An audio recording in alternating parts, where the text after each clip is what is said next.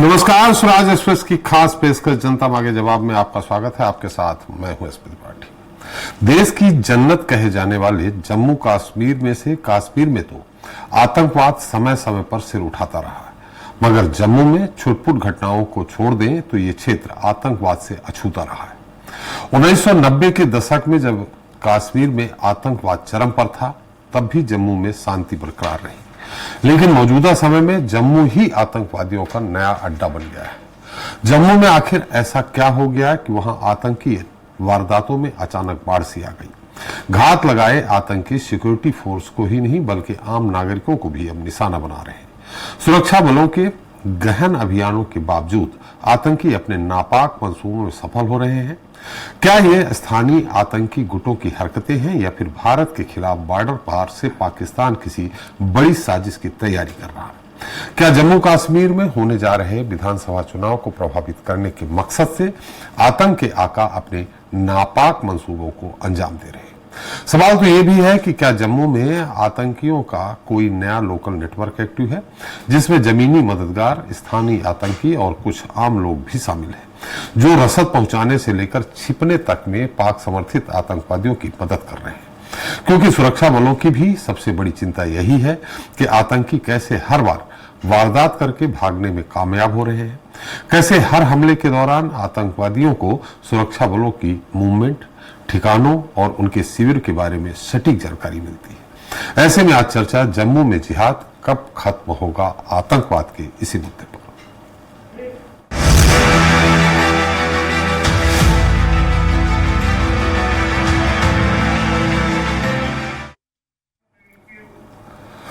तो जम्मू कश्मीर में 20 अगस्त से शुरू हुई चुनावी प्रक्रिया से ठीक एक दिन पहले एक बार फिर बड़ी आतंकी घटना सामने आई, जहां उधमपुर में पेट्रोलिंग पर निकली सीआरपीएफ टीम पर घात लगाए आतंकवादियों ने हमला कर दिया। इस हमले में देश का एक और जवान वीरगति को प्राप्त हो गया। असर की बात यह है कि हमला करने वाले आतंकी अपने मंसूबों को अंजाम देने के बाद भागने में भी सफल हो गए।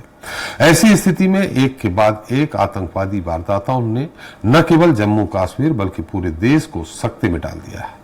आखिर ऐसा क्या हुआ कि पिछले कई दशकों से शांत रहे इस इलाके में अचानक आतंकवाद की वारदातें बढ़ने लगी है? जाहिर है कहीं न कहीं सुरक्षा बलों का नियंत्रण और खुफिया तंत्र कमजोर हुआ है। इस विषय पर चर्चा करेंगे, लेकिन उसके पहले देख लेते हैं हमारी खास रिपोर्ट। जम्मू में जिहाद का नया प्लान, बड़ा सवाल, कब खत्म होगा आतंकवाद? जी हाँ, जम्मू कश्मीर में आतंक का खूनी खेल रुकने का नाम नहीं ले रहा है। बीते कई दशकों से शांत रहे जम्मू रीजन में भी आतंक फिर से सिर उठा रहा है। ये इलाका बीते कुछ महीनों से लगातार आतंकियों के निशाने पर है। घात लगाए आतंकी यहाँ सुरक्षा बलों पर सिलसिलेवार हमले कर रहे हैं। ऐसे में एक बार फिर से जम्मू कश्मीर में चुनावी प्रक्रिया शुरू होने से ठीक एक दिन पहले दहशतगर्दों ने उधमपुर में आतंकी वारदात को अंजाम दिया। आतंकियों ने रामनगर के चील इलाके में रूटीन पेट्रोलिंग पर निकली सीआरपीएफ की टीम पर हमला कर दिया। इसमें सीआरपीएफ इंस्पेक्टर कुलदीप कुमार वीरगति को प्राप्त हो गए। इससे पहले डोडा में 14 अगस्त को सुरक्षा बलों और आतंकियों के बीच मुठभेड़ में आर्मी के 48 राष्ट्रीय राइफल के कैप्टन दीपक सिंह शहीद हो गए थे। इतना ही नहीं, जम्मू में आतंकियों ने पिछले 100 दिनों में 13 हमले किए हैं, जिसमें 14 जवानों को अपनी जान देनी पड़ी। जम्मू में केवल जुलाई में बड़े आतंकी हमलों में 12 जवान शहीद हुए। वहीं पिछले 32 महीनों में सेना के 48 जवान शहीद हो चुके हैं। इसके अलावा इन आतंकी हमलों में 23 आम नागरिकों को भी अपनी जान से हाथ धोना पड़ा है। वहीं गृह मंत्रालय के मुताबिक इस साल 21 जुलाई तक 11 आतंकी घटनाओं और 24 ऑपरेशंस में 28 लोग मारे गए हैं। आतंकवादियों ने जिस जम्मू क्षेत्र को अपना नया ठिकाना बनाया है, वो कई सालों से कश्मीर की तुलना में शांत रहा। जम्मू में खास तौर पर पीर पंजाल रेंज के दक्षिणी इलाकों में आतंकी गतिविधियों में लगातार तेजी आई है। यहाँ के घने जंगल और खड़ी पहाड़ियां आतंकियों के लिए सेफ गार्ड बन गई हैं, तो ये इलाका आतंकियों का नया टारगेट बन गया है। वहीं जम्मू में लगातार बढ़ती आतंकी घटनाएं वहाँ के बिगड़ते हालात भी बयां कर रही है। ये हमले बता रहे हैं कि जम्मू कश्मीर के लोग डर और खौफ के साए में जीने को मजबूर हैं। ऐसे में सवाल यही है कि क्या जम्मू में कोई नया लोकल नेटवर्क एक्टिव हो गया है जो पाकिस्तान समर्थित दहशतगर्दों को सपोर्ट कर रहा है? और क्या जम्मू कश्मीर में होने जा रही विधानसभा चुनाव को प्रभावित करने के लिए आतंकी इन वारदातों को अंजाम दे रहे हैं? मयंक शुक्ला, स्वराज एक्सप्रेस, भोपाल। इस मुद्दे पर चर्चा करने के हमारे साथ मौजूद हैं खास मेहमान हैं श्रीचंद सुंदरानी जी हैं, बीजेपी प्रवक्ता हैं, रायपुर से हैं। अमित शर्मा जी कांग्रेस प्रवक्ता भोपाल से हैं। वंदना सिंह जी हैं प्रवक्ता समाजवादी पार्टी की लखनऊ से हैं। शौकत अली जी हैं पीडीपी नेता हैं, श्रीनगर से हैं हमारे साथ। और शैलेंद्र सिंह जी हैं रक्षा विशेषज्ञ, दिल्ली से हैं। आप सभी का हमारे इस खास कार्यक्रम में बहुत बहुत स्वागत है। शैलेंद्र सिंह जी, सब पहले मेरी आवाज आ रही है आपको? आवाज आ रही है जी। शैलेंद्र सिंह जी, इसके पहले भी हमारी आपसे बात हुई थी। लगातार जम्मू में आतंकवाद की घटनाएं बढ़ रही हैं। क्या इनकी नई कोई प्लानिंग है आतंकवादियों को? और जो जम्मू शांत रहता था अब कश्मीर घाटी को छोड़ करके मैदानी इलाकों पे आ गए हैं। और लगातार ये जिस तरह से पुलिस वहां सर्च कर रही है, सुरक्षा बल के लोग तैनात हैं, फिर भी ये घटनाएं दे रहे हैं। मतलब कहीं आपको लगता है इसमें लोकल सपोर्ट भी है उनको पूरी तरह से? जनाब, जय Hind and thank you very much. आपने मुझे अपने शो पर बुलाया है। मैं बड़ी क्लैरिटी के साथ आपको बता पाऊंगा। ये कहना गलत हो जाएगा कि जम्मू का इलाका हमेशा से शांत था। मैं आपको याद दिलाना चाहूंगा कि मैं खुद पर्सनली वहां गया और उस समय था कि जिस तरीके से पटुआ, इस पूरे के पूरे इलाके एक समय था इन्फिल्ट्रेशन बोलबाला चला। शैलेंद्र सिंह जी, आपकी आवाज थोड़ा स्पष्ट नहीं आ रही है, स्पीकर को आप थोड़ा पास रखेंगे? मैं तो अपने तरफ से पास हूं। आवाज ठीक है? मेरा आवाज मुझे मिल रहा है, मुझे आवाज जी सही है। मैं आपको फिर से कनेक्ट कर रहा हूं।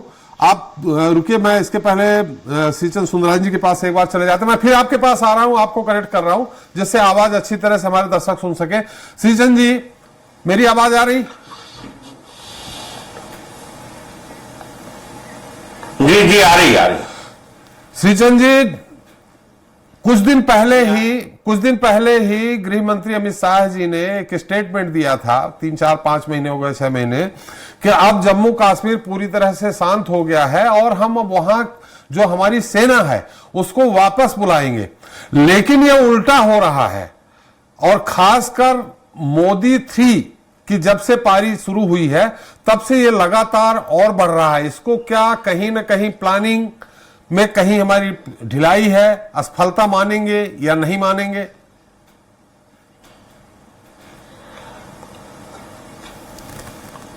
देखिए आदरणीय त्रिपाठी जी, ये विफलता नहीं है, सफलता नहीं है जी। कहीं न कहीं ये आतंकवादी हो या हम नक्सलवाद को यहाँ पे छत्तीसगढ़ में भोग रहे हैं, तो कभी कभी बीच बीच में ये जितना समाप्ति की ओर जाता है, चाहे आतंकवाद हो या नक्सलवाद हो, तब तब ये अपनी उपस्थिति क्षेत्र में दर्शाने का प्रयास करते हैं और एक दो घटनाओं को अंजाम देते हैं, छोटी बड़ी घटनाओं को।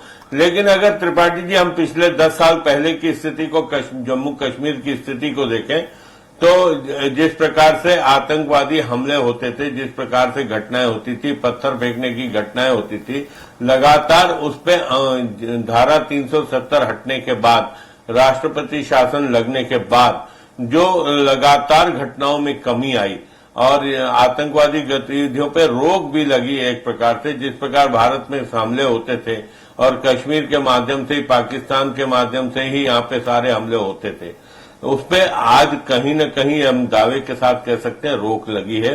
ये छोटी मोटी जो घटनाएं बीच बीच में होती है, ये सिर्फ उपस्थिति दर्ज कराने के लिए हो रही।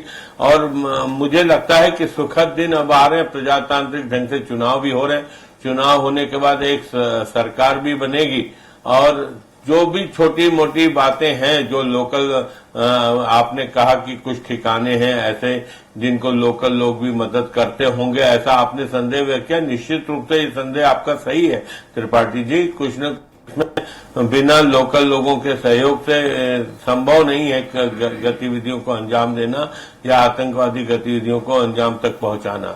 तो सुमरानी साहब, मैंने सवाल ही नहीं किया, मैंने घाटी पे मैंने सवाल ही नहीं किया इस बात को। मैंने कहा कि घाटी पे ठीक है, घाटी पे नियंत्रण, माने कश्मीर में नियंत्रण हुआ है, लेकिन जो शांत इलाका था, हालांकि हमारे रक्षा विशेषज्ञ ने कहा कि आप उसको पूरी तरह से शांत नहीं कह सकते, लेकिन जम्मू में यह होने लगा। 90 में भी जब वहां से पंडित लोग विस्थापित हुए थे कश्मीर से, घाटी से, तो जम्मू में आकर शरण ली थी उन्होंने। अब वही जम्मू में होने लगा है, यानी जम्मू संभाग में।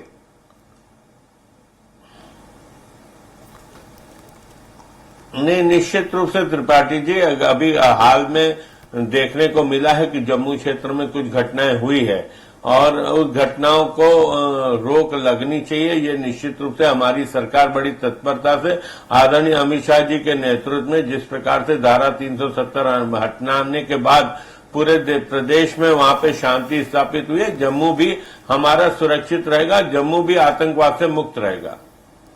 जी चले, हम रक्षा विशेषज्ञ के पास फिर चलते हैं एक बार। लगता है उनसे भी हमारी तकनीकी कारणों संपर्क नहीं हो पा रहा। अमित जी, विपक्ष में हैं आप, निश्चित तौर पे सत्ता पक्ष में विपक्ष आरोप लगाता रहा है, लेकिन जब देश की सुरक्षा का सवाल उठे तो इसमें निश्चित तौर पे प्रतिपक्ष के होने के नाते आप लोगों को भी इसमें सपोर्ट करना चाहिए, और सपोर्ट करने के साथ ये जो घटनाएं जिस तरह घट रही हैं, इसको में आप लोगों को भी संजीदा होना चाहिए, न कि आरोप लगाए।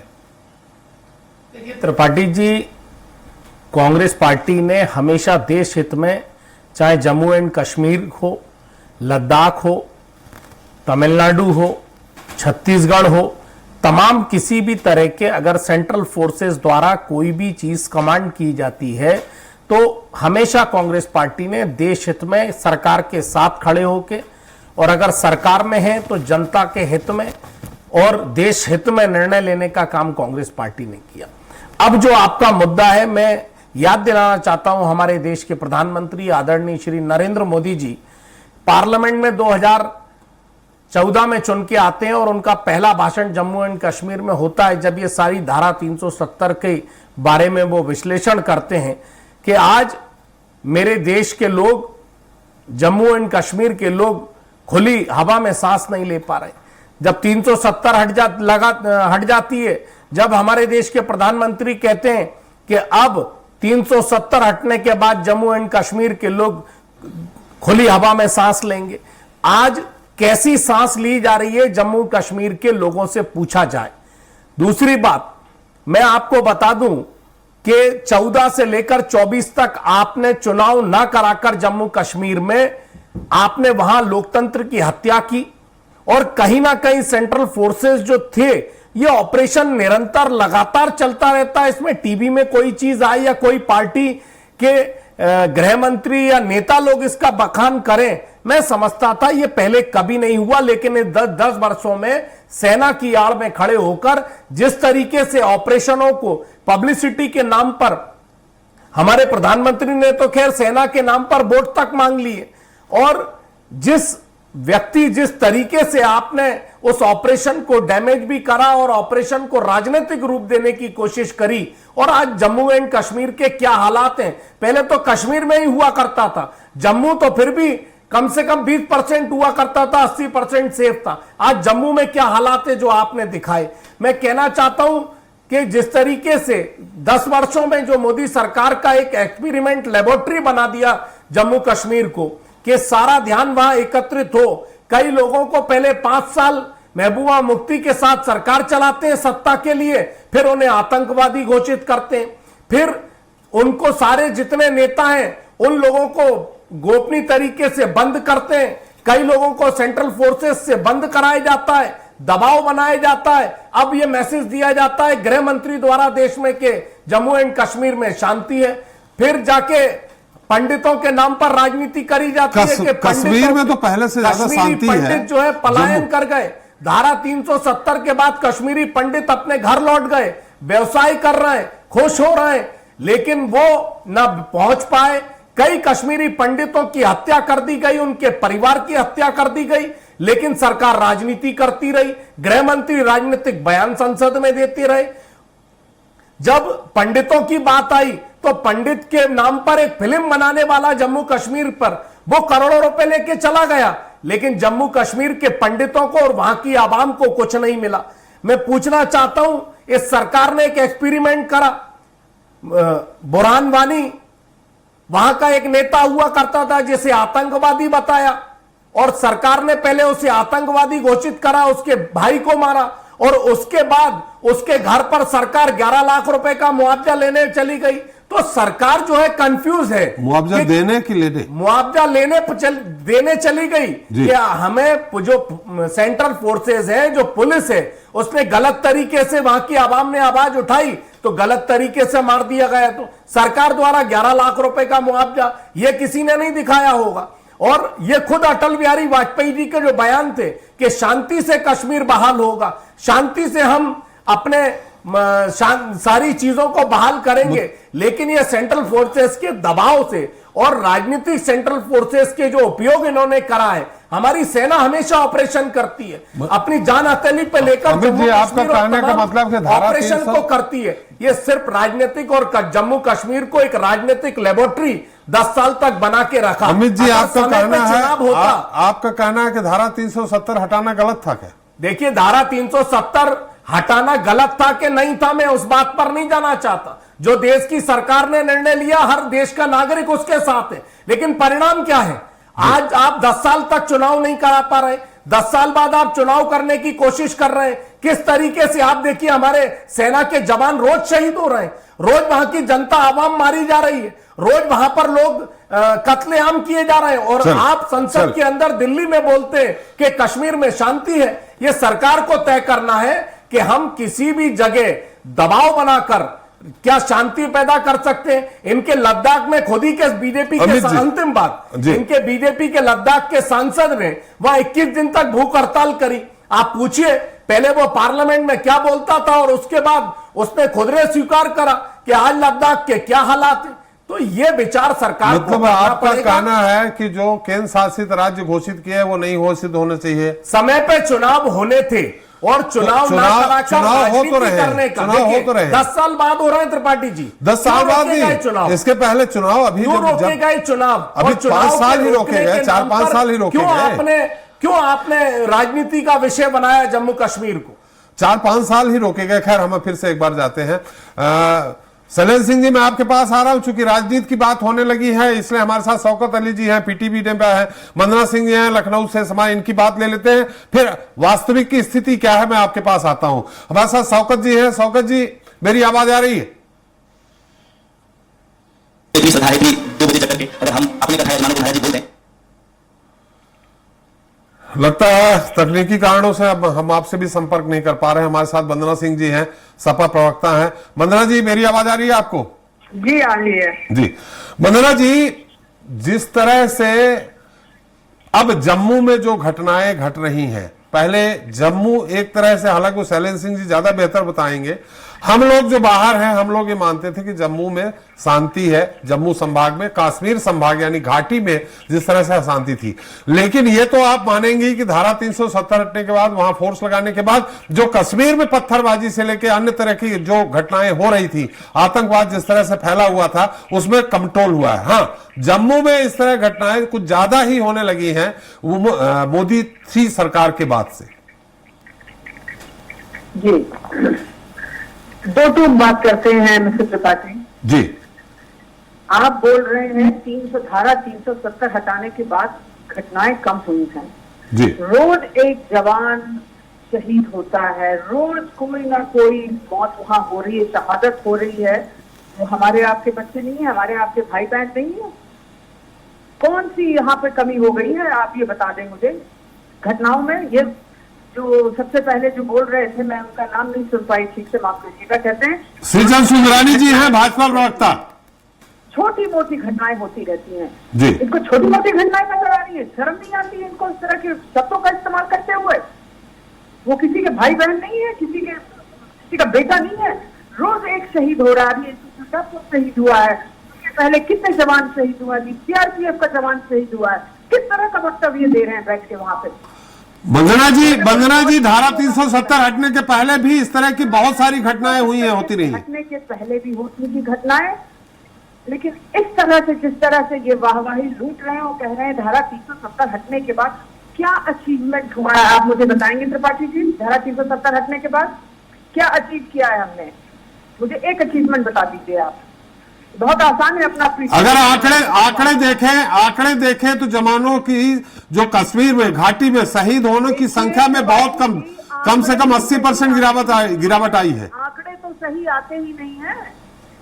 कितने आंकड़े हमको आपको पता है और कितने आंकड़े हमें दिखाए जाते हैं और बताए जाते हैं जी? कितनी घटनाएं हो रही है और कितने हमें पता चलती है, ये बताते हैं आप हमें। कितनी और कितने जर्नलिस्ट, कितने लोग बंद हैं अंदर, ये बताएं आप। ये अभिव्यक्ति की आजादी है, जिसको मर्जी आए आप उठा के अंदर कर दीजिए। और कहते हैं 370 हट गया है, अब तो जमीन खरीदी। कितने लोगों ने जमीन खरीदी? कितनों की हिम्मत है वहां जमीन खरीदने की? जी। कितने बेचारे लोग मारे जा रहे हैं वहां पे, जवानों को, फौज को छूंगी। उसके अलावा आप देखिए सिविलियन में कितने लोग मारे जा रहे हैं। क्या गलती है उनकी? वंदना जी, आपने कहा कि आंकड़े गलत होते हैं, मतलब हर चीज को आप अगर कोई भी कानून बनाते हैं उसमें पक्ष विपक्ष सबसे बैठ के आप उसका डिस्कशन करते हैं, फिर फैसले लेते हैं और फैसले लेने के पहले उस पर 4 बार विचार होता है। वंदना जी, एक सवाल है हमारा आपसे। वंदना जी, सवाल है, वंदना जी, सवाल यह है कि आप धारा 370 हटाने के पक्ष में हैं या विपक्ष में हैं? देखिए, ऐसा है ना, तो धारा 370 हटने के बाद कुछ बदलाव मुझे दिख रहा है और ना ही धारा 370 जब ठीक कुछ हो रहा। कश्मीर को हम लोगों ने जब उस वक्त जब ये साइन हुई थी, पावर दिए गए थे, अगर आप उसको हटा भी रहे हैं तो एक तरीके से हटाया जाता है। विपक्ष से कोई सलाह मशवरा हुआ है इस मामले में? जी, सरकार ने किया था जब ये हटाया था। क्या आपको नहीं लगता विपक्ष को भी लेना चाहिए था साथ में? इसीलिए तो मैं आपसे पूछ रहा हूँ। नहीं, अब आप पूछ रहे हैं कितने साल हो गए हैं इसको, आप ये बताएं त्रिपाठी जी। नहीं, ये तो मैं सवाल हमने गंवा दिया है और कितने समय बाद हम इस बात पे बैठ के विचार कर रहे हैं कि 370 हटाया तो अच्छा है कि बुरा है जी? हाँ? ये पहले भी तो डिस्कशन हो सकता था। आज विपक्ष की आवाज सुनी जा रही है क्योंकि ये बहुमत में नहीं है, लेकिन तो गलत वोट रहे थे विपक्ष का बैठ के। बहुमत में नहीं तो फिर सरकार कैसी? खैर, अब आपके पास आते हैं। शौकत जी हमारे साथ जुड़ गए हैं कश्मीर से। शौकत जी, मेरी आवाज आ रही है आपको? जी, मुझे आ रही है आपकी आवाज। जी, मुझे भी आ रही है। शौकत जी, हालांकि आपकी नेता महबूबा जी ने कह दिया है कि पीडीपी जब तक पूर्ण राज्य का दर्जा नहीं होगा तब तक हम चुनाव नहीं लड़ेंगे, लेकिन जिस तरह से अमित जी ने भी कहा, सुंदरानी जी ने भी कहा, आप तो वहां बहुत नजदीक बैठे हैं, आप भी बता सकते हैं कि ये जिस तरह से घाटी में पहली घटनाएं हो रही थी, पहले जिस तरह से घटनाओं में लगातार घटनाएं हो रही थी, उसमें कमी आई है या नहीं आई है? और जम्मू में ये अचानक जो घटनाएं बढ़ी हैं, तो क्या घाटी के जो भी दहशतगर्द है वो जम्मू आकर के सेटल हो गए हैं? देखिए, ऐसा है कि यहाँ जम्मू कश्मीर में इस मुसीबत को झेलते हुए हमें 35 साल हो गए जी। अब 35 साल से जम्मू प्रोविंस हो चाहे कश्मीर प्रोविंस हो, दोनों ने ही बहुत सारी चीजों को फेस किया है। हजारों लाखों लोगों ने अपनी कुर्बानियां दे दी हैं जी, चाहे उसमें हमारे सिक्योरिटी फोर्सेस के जवान हो चाहे सिविलियन। लेकिन 2019 में जब सेंट्रल गवर्नमेंट ने यह फैसला लिया कि 370 को हटाना है, क्योंकि 370 हर चीज में जो है वो हर्डल्स क्रिएट करता है, तो इसलिए 370 जब हट जाएगा तो यहाँ जो घटनाएं हैं वो खत्म हो जाएंगी और हम ऑपरेशन ऑल आउट के जरिए जितने भी आतंकवादी हैं उनको मार गिराएंगे या जो भी है। लेकिन मैं पूछना चाहता हूं बीजेपी के लोगों से कि जम्मू प्रोविंस जो बहुत ही पुरअमन इलाका है जी, और खास करके जो पीर पंजाल का इलाका है, उसमें पिछले 10 से 15 साल हो गए हैं कोई इस तरह का इंसिडेंट जो सामने नहीं आया है। और जम्मू की जो सरहदी जो डिस्ट्रिक्ट हैं जिसमें जम्मू, का कुछ हिस्सा आता है, सांबा है, कठुआ है, उनमें तो कभी कभी कोई ऐसी इंसिडेंट होता था, अदरवाइज जो है वो पुरअमन बिल्कुल। लेकिन जो रिसेंटली आपने देखा होगा उधमपुर डिस्ट्रिक्ट का कोई कोना जो है वो सरहद के साथ नहीं लगता है। इवन देन वहां पर भी जो है इस तरह के इंसिडेंट सामने आ रहे हैं और हमारे सिक्योरिटी फोर्सेस के जो जवान हैं वो शहीद हो रहे हैं। क्या वजह है? सरकार अपने वादे पर जो है अपनी पॉलिसी को नहीं चला पा रही है। और गवर्नमेंट की ये किस तरह की पॉलिसी है कि आपने ऑपरेशन ऑल आउट जो है क्या उसको आपने इंप्लीमेंट नहीं किया जम्मू कश्मीर के अंदर? आपने देखा होगा 2019 के बाद जिस तरह की यहां पर इंसिडेंट हुए, जिस तरह की घटनाएं यहां पर हुई, इस तरह की मैं कहता हूं 1989 से ऑनवर्ड्स जो है 2002 तक ऐसा कुछ नहीं हुआ। 2003 में अटल बिहारी वाजपेयी जी कश्मीर आए और उन्होंने जो बातचीत का सिलसिला शुरू किया, उसके बाद जम्मू कश्मीर में मिलिटेंसी जो थी वो आहिस्ता आहिस्ता कम हुई। हम तो एक्सपेक्ट कर रहे थे, हमारी ये उम्मीदें थी कि 2014 के बाद मोदी जी आ जाएंगे और ये उसी लाइन पर काम करेंगे जिस लाइन पर अटल बिहारी वाजपेयी जी ने काम किया और जम्मू कश्मीर के अंदर मिलिटेंसी भी कर्व हुई और यहाँ पर तमीर और तरक्की भी हुई। लेकिन शौकत जी आंकड़े तो ये बताते हैं, शौकत जी आंकड़े ये बताते हैं कि धारा 370 हटने के बाद पत्थरबाजी से लेके अन्य तरह के आतंकवादी घटनाओं में 50% से भी नीचे कमी आई है। देखिए मैं आपको ये चीज बताऊं जी, आपका ये कहना जो है ये ठीक है कि पत्थरबाजी बंद होगी, कम हो गई जी, लेकिन आप मुझे एक चीज बताइए, जो नौजवान पत्थरबाजी करता है आप उसके ऊपर यूएपीए लगाएंगे या उस पर पीएसए लगाकर उसको बगैर ट्रायल के जो है वो जेल में बंद करेंगे? जी, यानी कि मैं ये कहूं, ये कहना जायज होगा कि आप एक इंसान का गला घोंट दें और आप उसको ये बोलेंगे ये बोल नहीं रहा है, तो मुझे ये बताओ कि क्या ये जस्टिफाइबल है? जी, जम्मू कश्मीर के अंदर 2019 के बाद हजारों नौजवान जिनका कोई कसूर नहीं है, मैं कहता हूं जिनका कोई कसूर है, जिन्होंने कोई ऑफेंस कमिट किया है, जितने उसकी पनिशमेंट बनती है उसको जो अदालतें हैं वो उनके हवाले करें, वो उनको सजाएं देंगी। लेकिन जिनकी कोई गलती नहीं है आपने उनको विदाउट ट्रायल जो है वो बंद करके रखा है और आप ये कहेंगे कि पत्थरबाजी कम हुई है, तो मुझे लगता है ये जस्टिफाइबल नहीं है। अगर अपने ही घर का एक बच्चा उठ के अगर जाकर अपने घर के ऊपर पत्थर मारेगा, आप उसको गोली नहीं मारेंगे, आप उसको सजा नहीं देंगे, आप उससे पूछेंगे आप पत्थर क्यों मारते हो, आपके गुस्से की वजह क्या है? या आप देख लीजिए अनएम्प्लॉयमेंट जो है जम्मू कश्मीर में पूरे देश में नंबर 1 पर है। क्या हमारी बीजेपी को नजर नहीं आती है ये कि यहाँ ये जो पब्लिक के साथ जुड़े हुए इश्यूज है इन पर बात नहीं करनी है? इन्फ्लेशन का क्या हाल है इस पर बात नहीं करनी है? शौकत जी इतने सारे पब्लिक के साथ जुड़े हुए इश्यूज हैं उनके ऊपर बात नहीं करनी है। शौकत जी धारा 300 शौकत जी वो आपको बदले में ये कहेंगे कि जनाब आप जो हैं आप देश के खिलाफ बात कर रहे हैं। शौकत जी मेरा सवाल है, शौकत जी मेरा सवाल सुन लीजिए, तो जब रोटी नहीं होगी तो बात कैसे करेगा? शौकत जी मेरा सवाल सुन लीजिए, क्या धारा 370 वापस आनी चाहिए? आप इसके पक्ष में हैं? शौकत जी मेरी आवाज आ रही है आपको? हालांकि धारा 370 में कंडिका 35 का 35 खा ये हटाई गई है, क्या आप इसको वापस आनी चाहिए? आप इसके पक्ष में हैं?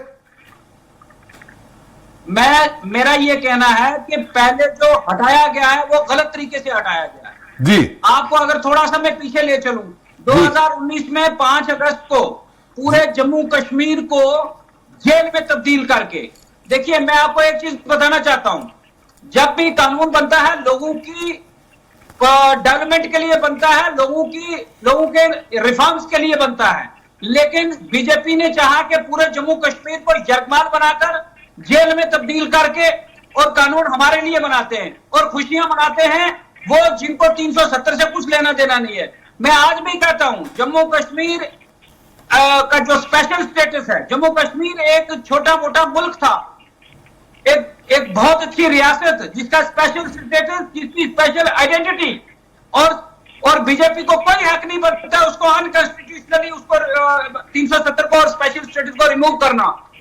और जम्मू कश्मीर के लोग चाहते हैं कि जम्मू कश्मीर की रियासत को जो है वो जिस तरीके से गलत तरीके से हटाया गया है, जम्मू कश्मीर एक स्पेशल स्टेटस, स्पेशल आइडेंटिटी जो है वो रखती है, उसको वो मिलना चाहिए। मतलब धारा 370 फिर से बहाल होनी चाहिए, आपका कहना। हमारे साथ शैलेश जी है। शैलेश जी, इसके पहले आवाज नहीं आ रही थी, अब मेरी आवाज आ रही है आपको स्पष्ट रूप से? जी, मुझे आपकी आवाज बिल्कुल ठीक आ रही है और मैं सुन पाया आप सबको। जी, अब मैं आपसे ये जानना चाह रहा हूं कि जैसे मैंने पहले भी सवाल किया था कि पहले घाटी में यानी कश्मीर में इस तरह की वारदातें होती रहती थी, जम्मू में आप कह जरूर रहे हैं, हो सकता है छुटपुट हो, लेकिन इतनी इस तरह से नहीं हो रही थी। जो लगातार पिछले अगर 100 दिन का आंकड़ा देखें तो 14 ऐसी घटनाएं हो चुकी हैं और कई जवान शहीद हो चुके हैं, आम नागरिक शहीद हो चुके हैं, ज्यादातर ये जम्मू में घटनाएं हुई हैं। और उधमपुर में बता रहे हैं कि कोई सीमा नहीं लगती है। सीमा जब उधमपुर में नहीं लगती है तो निश्चित तौर पे ये प्रशिक्षित हुए आतंकवादी कहां से आ गए वहां पे और किस तरह से एक मक्के के खेत में छुपे रहते हैं, हमारी जो सीआरपीएफ की टुकड़ी होती है उस पे हमला कर देते हैं। आखिर ये कहीं आपको लगता है कि ये लोकल यानी स्थानीय लोगों की हरकत है या सरहद पार पाकिस्तान से आए लोगों का? और सर, मैं रिस्पेक्ट करता हूं, सारे पॉलिटिशियंस अपने तरीके से अपनी बात रख सकते हैं और अच्छी बात, उसमें चीजें ठीक भी होंगी, गलत भी होंगी, लेकिन मेरी सभी से गुजारिश है कम से कम एक बार ये जरूर। जी, लगता है फिर से हमारा संपर्क टूट गया। नहीं टूट नहीं रहा है। एक सेकंड में आ गया। जी,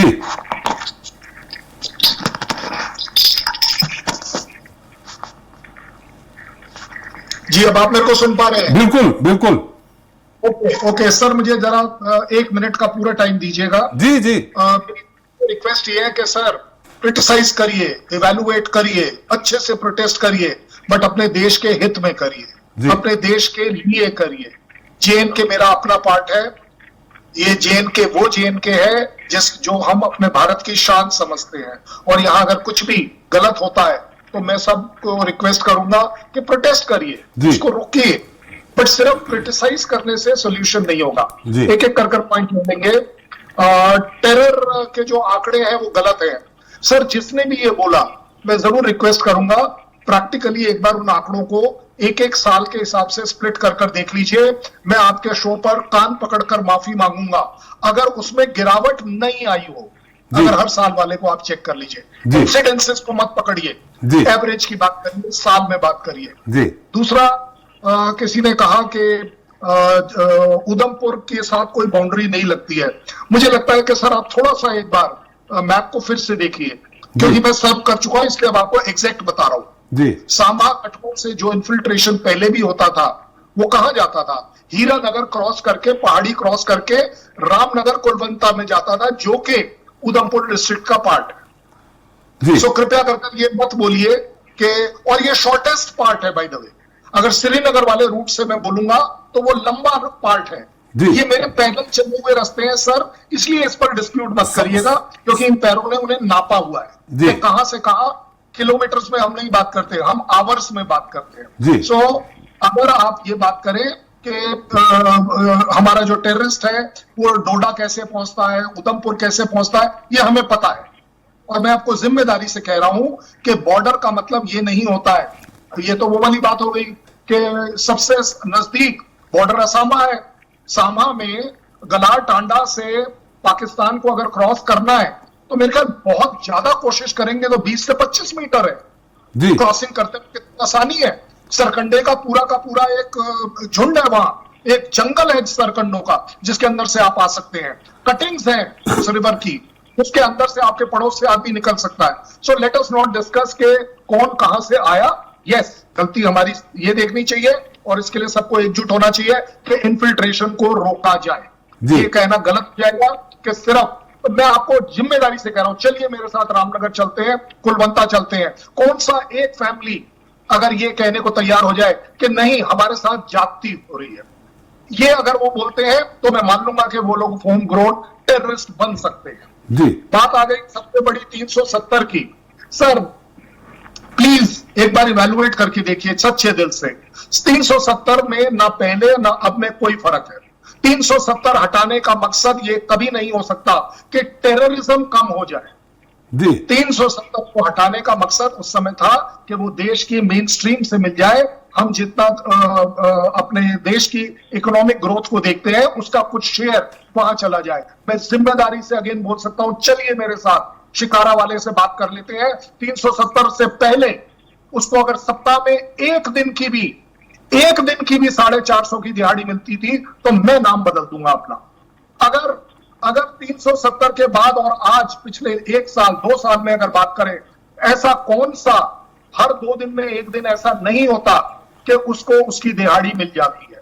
there has been a change. Srinagar has improved. Srinagar में आपके जिन लोगों ने कहा था, मैं नाम इसलिए नहीं ले रहा, आप लोगों को पर्सनल खराब लगेगा कि पार्टी बाजी की वजह से है, बोला क्या गया था कि इससे छेड़छाड़ मत करिएगा, खून की नदियां बह जाएंगी।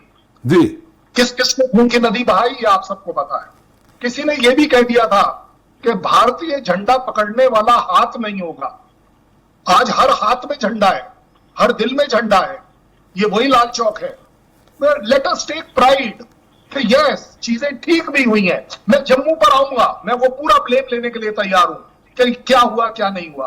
आप लोगों ने एक और बात करी कि एवरी डे एक सोल्जर सेक्रीफाइस हो रहा है। यस, उसकी सेक्रीफाइस को इंसल्ट मत करिए, उसको कम मत आंकिए, उसको बढ़ चढ़ कर दीजिए कि यस वो अपने देश के एक प्रदेश में शांति के लिए अपनी जान को सेक्रीफाइस करता है, नॉट के पॉलिटिकल रीजन से करता है। आपकी सबसे बड़ी बात थी कि पॉलिटिसाइज किया जा रहा है। Yes, unfortunate. कौन कर रहा है पॉलिटिसाइज? आप लोग भी तो बैठकर पॉलिटिकल ही बात कर रहे हैं। और अगर उस पॉलिटिकल बात के अंदर 2 बातें इवैल्यूएट कर ली जाएं, अगर बालाकोट हुआ, मैं किसी पार्टी का भक्त नहीं हूं, लेकिन मैं सच्चे तौर पर बोल रहा हूं, ऐसा नहीं है कि सर्जिकल स्ट्राइक पहले नहीं होती थी। मैंने करी है 92 में, मैंने करी है 93 में, ऐसी बात नहीं है। लेकिन बात ये होती थी वो सीक्रेट रहती थी, उसको गवर्नमेंट ओन अप नहीं करती थी। आज अगर बालाकोट का सक्सेस कोई एक पार्टी उसका क्रेडिट ले रही है तो सर वो डिजर्व इसलिए कर रही होगी कि अगर कुछ गलत हो जाता तो देश किसे ब्लेम करता? क्या उसी पार्टी को करता या नहीं करता? आई थिंक वो जरूर करता। इसी तरह अगर आप उरी ले लें, उरी सर्जिकल स्ट्राइक हमने अपने आप को बहुत बड़ी सक्सेस बताया, इसलिए किसी पार्टी ने उसको क्लेम कर लिया। 1971 की वॉर का अगर सक्सेस कोई क्लेम कर रहा है तो क्यों कर रहा है? क्योंकि वो सक्सेस हुआ। वो इंदिरा गांधी के नाम से आज भी फेमस किस लिए है? वो इसीलिए है कि कोई चीज अगर अच्छी कर पा रही है वो पार्टी तो वो अपना क्लेम कर रही है। या आपने आपकी पॉलिटिक्स बिल्कुल शैलेंद्र जी, थोड़ा सा मैं इस तरफ आपको लाना चाहूंगा कि इस समय जम्मू में इस तरह की घटनाएं क्यों हो रही हैं। आप रक्षा विशेषज्ञ हैं, इसलिए मैं पूछना चाह रहा हूं कि जम्मू के अंदर की घाटी की 370 या अन्य बातों को छोड़ दीजिए, बहुत सारे 370 हटाने के पीछे यह भी है कि जो अलग अलग फंड में योजनाओं में पैसा श्रीनगर जाता था या घाटी में जाता था, जम्मू कश्मीर में जाता था, वो पैसा आम नीचे तक पहुंच जाए, पंचायत तक पहुंच जाए, ये मैं मान सकता हूं। लेकिन इसमें आज का सब्जेक्ट यह है कि जम्मू में क्यों हो रहा है इस तरह और क्यों हो पा रहा? जम्मू स्पेसिफिक बात कर लेता हूं जी। अब मैं जम्मू स्पेसिफिक बात कर लेता हूं जी। देखिए, जो जितना ये बड़ा ह्यूमन नेचर है, आप सबका भी उतना ही है जितना मेरा है। अगर जम्मू में पिछले 10 से 12 साल किसी भी वजह से शांति रही, किसी भी वजह से सिक्योरिटी फोर्सेस ने उस एरिया को सैनिटाइज कर उसको जिसको बोलते हैं हम उसको डोमिनेट कर अगर उसको शांति प्रिय बना दिया तो जायज बात है कि आपका फोकस वहां से हटकर वैली में चला गया। और आपने देखा कि कुछ सालों में वैली की भी सिचुएशन काफी अच्छी हुई। श्रीनगर में मैं अगेन आपके साथ जाने को तैयार हूं।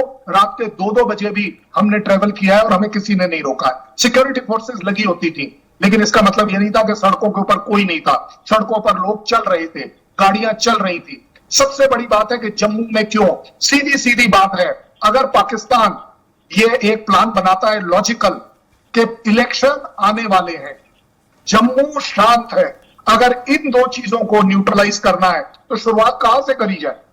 तीसरा और बड़ा जिसको बोलते हैं कि इजीएस्ट पैसेज अवेलेबल है आपका, तो स्ट्रैटेजी बदली गई है। उस स्ट्रैटेजी के अंतर्गत उन्होंने इन्फिल्ट्रेशन नीचे की साइड से किया है, जम्मू साइड से किया है। मैं कहता हूं आप जम्मू के ले कठुआ ले लीजिए, कठुआ के बाद सांबा ले लीजिए, सांबा से हीरानगर ले लीजिए, हीरानगर से जम्मू ले लीजिए, जम्मू से अखनूर चले जाइए, अखनूर से राजौरी चले जाइए। ये पूरा एरिया नियरेस्ट पड़ता है, इजीएस्ट पड़ता है फॉर इन्फिल्ट्रेशन। लेकिन over a period of time इतना सक्सेस रहा कि यहां पर हर हालत में सिक्योरिटी जो थी डिफेंस फोर्सेस ने वापस पुलिस को हैंडओवर कर अपने एक कोर एरिया में चली गई, and that is the valley. और वैली में जाकर उन्होंने शांति लाने की कोशिश करी, कुछ हद तक सक्सेसफुल हुए। और जम्मू पर हमारा डिपेंडेंसी ये थी कि जम्मू में एक एंटी टेररिज्म की फीलिंग बहुत हाई थी और प्रो इंडिया की फीलिंग भी अपने आप में हाई थी। तो इसलिए आप देख रहे हैं कि आज टारगेट के ऊपर जम्मू ज्यादा इसलिए है इलेक्शंस, पार्टीबाजी and lack of security forces. बिल्कुल सैलन जी, बिल्कुल सैलन जी, मैं आपके पास फिर से आऊंगा। एक बार फिर ये जानना चाहूंगा, क्या ये प्रशिक्षित लोग पाकिस्तान से हैं और प्रशिक्षित हैं, तो बिना लोकल सपोर्ट, स्थानीय बिना सपोर्ट के ये नहीं हो सकता। मैं आपके पास फिर से आता हूं। सुंदरानी जी आप एक बार फिर सुन लीजिए। शौकत जी काफी देर से, अमित जी आपके पास, और वंदना जी मैं आ रहा हूं। शौकत जी, आप सैलन जी जब कुछ अपनी बात रख रहे थे तो आप कुछ पॉइंट आउट कर रहे थे कि मुझे कुछ बोलना है। सर मैं सिर्फ एक मिनट के अंदर कंक्लूड करूंगा। जी जी। मैं अभी जो पैनलिस्ट हमारे बोल रहे थे, मैं इनको बताना चाहता हूं सर, मेरा कंसर्न सिर्फ इतना था, जो आपने बताया हीरानगर वो डिस्ट्रिक्ट कठुआ में पड़ता है और वो बिल्कुल बॉर्डर डिस्ट्रिक्ट है। वैसे पूरा जम्मू कश्मीर जो है वो बॉर्डर स्टेट है, लेकिन मैं कह रहा हूं कि अगर इन्फिल्ट्रेशन हुई है तो उधमपुर डायरेक्टली बिल्कुल जो है वो बॉर्डर के साथ नहीं है। सांबा, कठुआ, जम्मू, राजौरी, पुंछ, बारामूला एंड कपवाड़ा।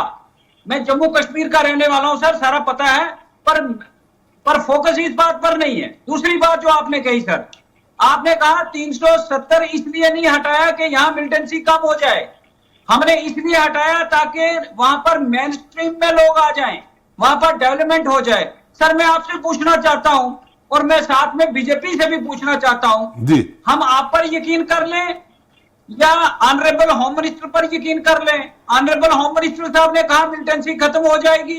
और एक चीज आपसे मैं पूछना चाहता हूं सर, मेन स्ट्रीम में यहां कौन नहीं था? सिर्फ हुर्रियत की एक विंग छोटी सी। आप मुझे बताओ, यहां पर सारे लोग वोट डालते थे, यहां असेंबली बनती थी, यहां से पार्लियामेंट के इलेक्शन होते थे, ये सारा मेन स्ट्रीम है सर। और तीसरी बात नहीं, उनका सैलन जी का ये कहना है, मैं आपसे सवाल कर रहा हूं शौकत जी, जो सरकार की योजनाएं होती थी उन योजनाओं का लेखा जोखा किस तरह से होता था? जो योजनाओं का फंड पहुंचता था गांव तक क्या पहुंचता था? निचले आदमी तक पहुंचता था क्या? सर मैं आपको इसके ऊपर यह कहना चाहता हूं कि मैं अपने इलाके से, अपनी पंचायत से 2 बार सरपंच रहा हूं जी। मैं ये बात बहुत अच्छे से जानता हूं। जितनी सारी स्कीम्स हैं, मुझे लगता है या तो आपको मिस इन्फॉर्मेशन दी गई है, ये ठीक इन्फॉर्मेशन नहीं है। यहाँ पर जितनी सेंट्रली स्पॉन्सर्ड स्कीम्स थी वो बिल्कुल वहां जहां तक पहुंचनी चाहिए वहां तक पहुंचती थी। यहाँ पर सारी स्कीम्स जो है वो इंप्लीमेंट होती थी। लेकिन आप मुझे ये बताइए कि जब बीजेपी के पास कोई रीजन नहीं रहेगा तो बीजेपी ये कहेगी कि वहां पर डेवलपमेंट नहीं होती थी, वहां पर जो है वो तिरंगा नहीं फहराया जाता था, वहां पर स्कीम्स जो है लोगों तक नहीं पहुंचती थी। तो ये सारे का सारा झूठ है सर। मैं आपको बताना, तिरंगा फहराया जाता था शौकत जी, तिरंगा फहराया जाता था यहाँ पर, शौकत जी तिरंगा फहराया जाता था क्या? यहाँ डेवलपमेंट भी थी शौकत जी, शौकत जी, लोगों तक, शौकत जी तिरंगा फहराया जाता था क्या वहां? तिरंगा फहराया जाता था क्या वहां? आप पूरा रिकॉर्ड चेक कर लीजिए, 1947 से लेके तो 2019 तक। अगर कहीं पर मुझे एक जगह मुझे बता दीजिए, एक तहसील हेडक्वार्टर मुझे बता दीजिए जहां पर तिरंगा नहीं फहराया जाता था। ये कौन सी मिसअंडरस्टैंडिंग है? किसने बता दिया आप? चलिए शौकत जी, ये क्या झूठ है? शौकत जी हमारे रक्षा विशेषज्ञ बताएंगे, लेकिन एक बार सुंदरानी जी के पास चलते हैं निश्चित तौर पे, फिर अमित जी और वंदना जी के पास भी जाना। सुंदरानी जी आप उत्तर दीजिए।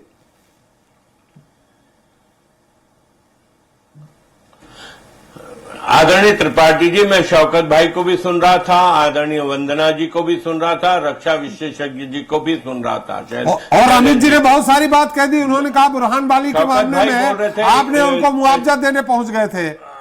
माने कहीं ना कहीं आपकी ही प्रशासन की गलती थी। नहीं, अमित जी को भी मैंने सुना है जी। लेकिन मैं इन्हीं से पूछना चाहता हूं जी कि मेरी बात को तो वंदना जी ने बड़ा गंभीरता से लिया। मैंने कहा कि आतंकवादी अपनी उपस्थिति दर्ज कराने के लिए समय समय पे अपनी उपस्थिति दर्ज कराते हैं ऐसी घटनाएं करके। लेकिन मैं ये पूछना चाहता हूं, 5 साल, ये 10 साल से चुनाव नहीं हुए बात कर रहे हैं, वो 5 साल से चुनाव नहीं हुए, लेकिन 5 साल पहले का अगर हम इतिहास जम्मू कश्मीर का देखें और आज का इतिहास देखें तो आपको जमीन आसमान का अंतर दिखेगा। आतंकवादी गतिविधियां थमी है, कम हुई है, बहुत बड़े पैमाने पर कम हुई है।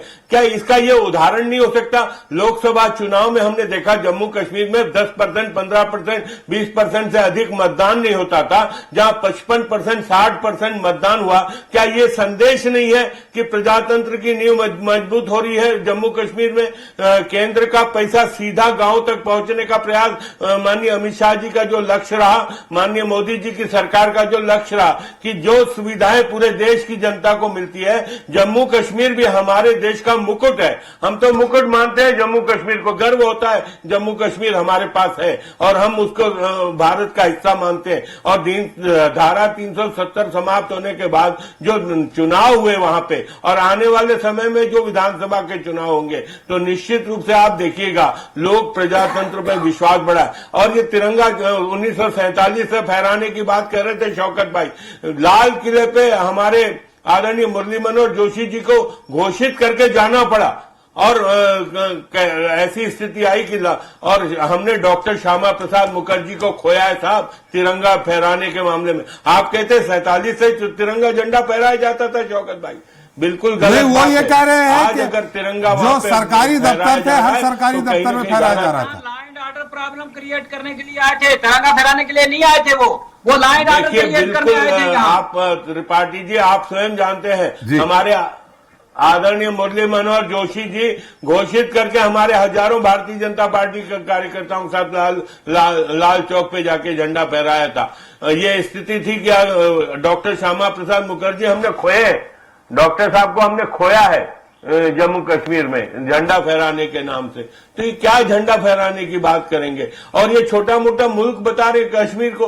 कश्मीर हमारे भारत का हिस्सा है भाई, हमारा मुकुट है। हम और प्रजातंत्र की जड़ें मजबूत हो रही है आज जम्मू कश्मीर में। आज अगर चुनाव को स्वीकार किया जा रहा है, बढ़ चढ़कर मतदान किया जा रहा है, तो कहीं न कहीं हौसला बढ़ा है साहब हम लोगों का। ये घटनाएं हुई है, हम इसकी निंदा करते हैं, नहीं होना चाहिए, हमारा एक भी जवान शहीद नहीं होना चाहिए, लेकिन उनकी कुर्बानी व्यर्थ नहीं होने दी जाएगी और जम्मू कश्मीर में पूरी तरह से शांति स्थापित की जाएगी। चलिए स्वागत जी, आ रहा हूं अमित जी। देखिए त्रिपाठी जी, अभी हमारे भारतीय जनता पार्टी के प्रवक्ता कह रहे थे, तो मैं पूछना चाहता हूं क्या पूरे देश की और क्या जम्मू कश्मीर की स्थिति क्या 10 वर्षों में ही सुधर गई? शैलेंद्र जी बैठे मेरी आवाज सुन रहे हैं, वो सेना को अच्छी तरह जानते हैं, वहां पर एक एक चप्पे को जानते हैं और पीडीपी के नेता जो बैठे हैं वो और बेहतर बताएंगे। मैं तो इतना जानता हूं कि धीरे धीरे जो हालात आज 10 वर्षों में, देखिए सेना की आड़ में राजनीति मत करिए, निर्णय हो सकते हैं, निर्णय कुछ अच्छे और बुरे हो सकते हैं, और कौन कह रहा है कि नहीं बेहतर नहीं हुआ होगा? नौजवान कौन चाहता है जम्मू कश्मीर का नौजवान हथियार उठाना, और कौन चाहता है जम्मू कश्मीर का नौजवान पत्थर उठाना? और किसकी मां चाहती है कि उसके बेटे का दामन जो है उसकी लाश उसके दामन में आ जाए? कौन पिता चाहता है कि अपने जवान बेटे की अर्थी को कंधा दे? लेकिन आज इन हालातों से हर मां चाहती है कि मेरे बेटे को रोजगार मिले। और जो कहा था उन्होंने कश्मीर पीडीपी के नेता ने कि वहां पर पत्थर तो दबाव में बंद हो गए, लेकिन दूसरे रास्ते से लोगों ने बंदूकें उठा ली। आज जम्मू कश्मीर में जो हालात हैं, बंदूकें पहले भी उठी हुई, बंदूकें पहले भी उठी थी। और आज अगर हम इस बात को छोड़ें और देश के दूसरे हिस्से में बात करें, अगर पंजाब की क्या हालत थी त्रिपाठी जी, पंजाब में बात नहीं हो रही, पंजाब की क्या हालत थी? वहां पर भी ये सब सारी चीजें, टेररिज्म और सारी चीजें बढ़ रहा था, लेकिन सरकारें थी। मैं ये नहीं कहता कि कांग्रेस के लोगों ने, हमारी सेना ने, हमारी पुलिस ने, और जम्मू कश्मीर में जो भी पुलिस में भर्ती है वो भी शहादत हुई है, वो भी हमारे जवान है। हमारे जो सेना के जवान रोज एक शहादत दे रहे हैं, जो शहीद हो रहे हैं, निसंदेह हमारी मां भी रोती है, हमारे पिता भी रोते हैं, हमारे देश का हर नागरिक रोता है इस बात पर। हमें गर्व है अपनी सेना पर। और मैं कहना चाहता हूं कि राजनीति करने का विषय, कि अमित शाह जी जब से गृह मंत्री बने, जब से जम्मू कश्मीर में, मुझे बताइए कि कितने लोगों ने होटल बना ली, कितने लोगों को रोजगार मिल गया। देश के प्रधानमंत्री जी ने कहा था लाल किले से, हर नौजवान को रोजगार उसके हाथ में मिलेगा, हर नौजवान को वहां पर उसको वजीफा मिलेगा। कितनी नौकरी निकल गई। रक्षा विशेषज्ञ कह रहे हैं कि पहले शिकारा वाले से पूछिए, एक दिन की रोजंदारी हफ्ते में मिल जाती थी, बहुत बड़ी बात थी, अब हर दूसरे दिन मिल रही है। अरे हर दूसरे दिन इसलिए मिल रही है, लोग अवेयर हैं पंडित जी, त्रिपाठी जी, लोग अवेयर हैं और लोग लगातार जागरूक है। मैं हर हिंदू, हर मुसलमान, हर जम्मू कश्मीर, हर कश्मीर का लड़का नौजवान ये चाहता है कि मुझे उसको हाथ में काम मिले, वो भी काम करना चाहता है, वो भी तिरंगे से प्यार करना चाहता है। और अभी आपने देखा कि एक पुलिस के, सेना के एक जवान की, वो भले ही मुसलमान थे लेकिन उसके बेटे ने शहादत दी, वो भी तिरंगे में चला गया। और कई कश्मीरी पंडित यहां पर, जो मोदी सरकार आने के बाद उन्होंने कहा था कि कश्मीरी पंडितों को न्याय मिलेगा, कई कश्मीरी पंडितों ने कहा कि हम अपने घरों को नहीं जा पा रहे, हमारी जमीनों पर कब्जा कर रखा था, वहां आतंकी माहौल था। किस तरीके से यह मामला धीरे धीरे आज हम जम्मू कश्मीर को इस हालत में लेके आए। ये कोई एक की भारतीय जनता पार्टी के या अकेले नरेंद्र मोदी और अमित शाह के बस की बात नहीं है। वहां की आवाम ने भी हमें हौसला दिया है, वहां की आवाम ने भी हमें साथ दिया है, हमारी मिलिट्री ने भी हमें अपना योगदान दिया है, शहादत दी है, वहां की पुलिस ने भी हमें योगदान दिया है। ये अकेले चलने की बात जो भारतीय जनता पार्टी गवर्नर के दम पर जो दबाव बनाने की कोशिश कर रही है, मैं उसकी आलोचना कर रहा हूं। प्रश्न अब 370 हटने का या ना हटने का नहीं है, जो सरकार ने कर दिया वो कर दिया।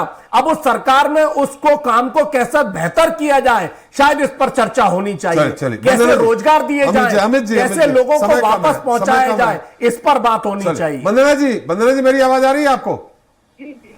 जी वंदना जी, हमारे रक्षा विशेषज्ञ किसी पार्टी से नहीं है। उन्होंने कहा कि जो आपने आरोप लगाया था कि आंकड़े जो दिए जा रहे हैं, झूठे आंकड़े दिए जा रहे हैं। मतलब संसद में जो आंकड़े पेश होते हैं, हमारी केंद्रीय जो एजेंसियां हैं वो जो आंकड़े देते हैं, वो सब सारे झूठे हैं। देखिए, सवाल ये झूठे सच्चे का नहीं, कितने आंकड़े सामने आते हैं, सवाल इसका है जी। अच्छा, अब जो प्रेजेंट के हालात हैं, अब ये हम लोग लंबी चौड़ी बातें करें, ये अच्छा होता है, ऐसा होता, आज की तारीख में जो जरूरत है वो है कम्युनिकेशन की, वार्तालाप की जरूरत है जी। कश्मीर को, कश्मीरी लोगों को, उनको कॉन्फिडेंस में लेने की जरूरत है जी। और अभी भी काफी हमारे यहाँ है, जैसे आप देख लें, कई बड़े सीनियर पत्रकार वगैरह हैं, जैसे कि प्रेम शंकर झा हुआ करते थे, जिन पे लोगों पे विश्वास है, कश्मीर के लोग भी उन पे विश्वास करते हैं। ऐसे लोगों को आप बीच में लाइए, बातचीत करिए, बात का रास्ता खोलिए, इसका हल तभी निकलेगा। कोई फोर्स, कोई जबरदस्ती करके कोई इसका हल नहीं निकलने वाला है, पहली चीज।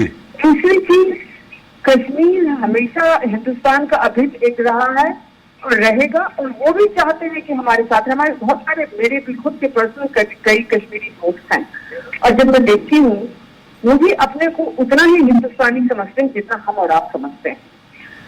रहा सवाल उसका टेररिज्म का, इसका देखिए वो हर जगह है, उसको कैसे टैकल किया जाए ये आज की समस्या है। उसके लिए कम्युनिकेशन, वार्तालाप, किसी को बीच में इन्वॉल्व करना, इसलिए राजनीति के लोग भी और काफी अलग, सबको आपको बिठाना पड़ेगा, तब इस समस्या का समाधान होगा। ऐसे मुझे नहीं दिख रहा है कि इसका हम कोई समाधान ढूंढ पाएंगे इतनी आसानी से। जी मेरा कहने का मतलब ये है। चले, चलते चलते समय भी कम है, हम एक बार शैलेंद्र जी की बात फिर चलते हैं। शैलेंद्र जी, मैंने बहुत महत्वपूर्ण सवाल, आज की पूरी जो हमारी बहस हुई है उसमें सबसे महत्वपूर्ण सवाल यही है, क्या बिना जम्मू के स्थानीय लोगों के सपोर्ट के आतंकवाद वहां फैल सकता है क्या? या प्रशिक्षित पाकिस्तान से कितने भी लोग आए हैं, लेकिन उनका संपर्क कैसे है यहाँ पे, जो मक्का के खेत में छुप जाते हैं? आखिर रसद कहां से मिल रही है उनको, भोजन कहां से मिल रहा? आप आप पांच जजों की बेंच के सामने मैं कुछ फैक्ट्स दे रहा हूं जी। आप कृपया कर 5 जज बेंच डिसाइड कर दे मेरे लिए। लोकल सपोर्ट जी। M4 US rifle local support में कैसे मैन्युफैक्चर होती है, प्लीज डिसाइड कीजिए। जी। पाकिस्तान का सैटेलाइट फोन कम्युनिकेशन सिस्टम जो सिर्फ और सिर्फ पाकिस्तान आर्मी के पास है, वो उन खेतों के अंदर कैसे प्रोड्यूस किया जाता है, आप डिसाइड करिए कि अगर उसका कोई रोल है या नहीं। जी। सबसे बड़ी बात मैं कभी नहीं कहूंगा कि बिना लोकल सपोर्ट के किसी भी तरह का टेररिज्म चल पाएगा।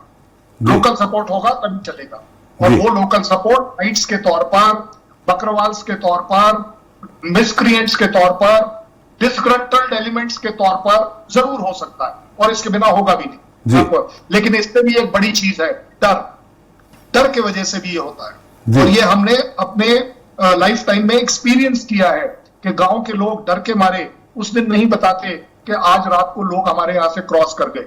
उनके क्रॉस करने के शायद एक दिन बाद भी ना बताएं। ये तो हम जब उनके पास पहुंचते हैं कि खबर आगे से आई है कि वो गए हैं और ये इस तरह, तब वो जाकर बताते हैं हाँ सर आया तो था। तो देयर इज ऑलवेज अ डर। लेकिन मेरी जो सबसे बड़ी बात है कि किसी ने बड़ी अच्छी बात करी कि हम किस चीज पर यकीन करें। सर, अगर आप लोग आंकड़ों पर यकीन नहीं कर सकते तो उसको चैलेंज करिए पार्लियामेंट में।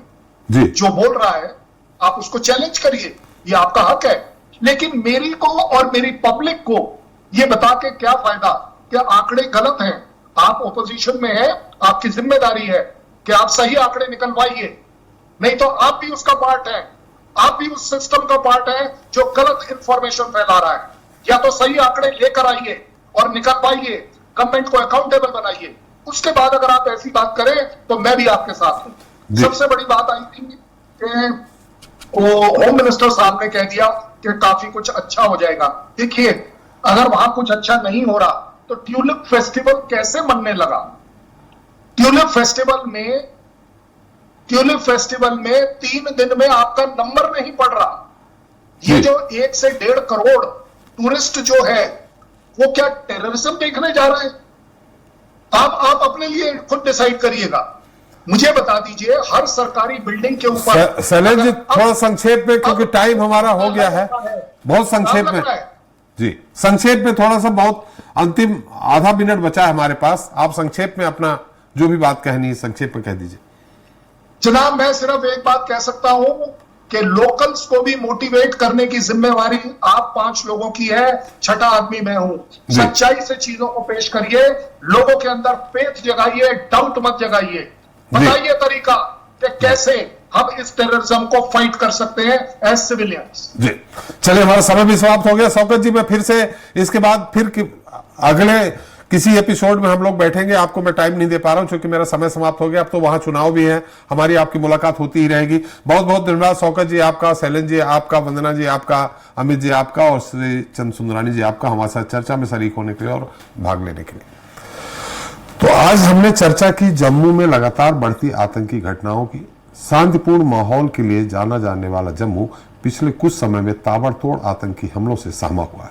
कश्मीर में सख्ती के बाद आतंकवादियों ने इस क्षेत्र को अपना नया निशाना बना लिया है। वहीं मोदी सरकार के तीसरे कार्यकाल की शुरुआत के साथ ही यहां आतंकी वारदातों में बेतहासा इजाफा हुआ है। हालांकि रक्षा विशेषज्ञों का मानना है कि जम्मू क्षेत्र में बढ़ रहे आतंकी हमलों का बड़ा कारण इस क्षेत्र की सेना से राष्ट्रीय राइफल के जवानों का हटना है, जिन्हें चीन से बढ़ते तनाव के चलते पूर्वी लद्दाख और LAC पर तैनात कर दिया गया था। बहरहाल आज के लिए इतना ही। नमस्कार।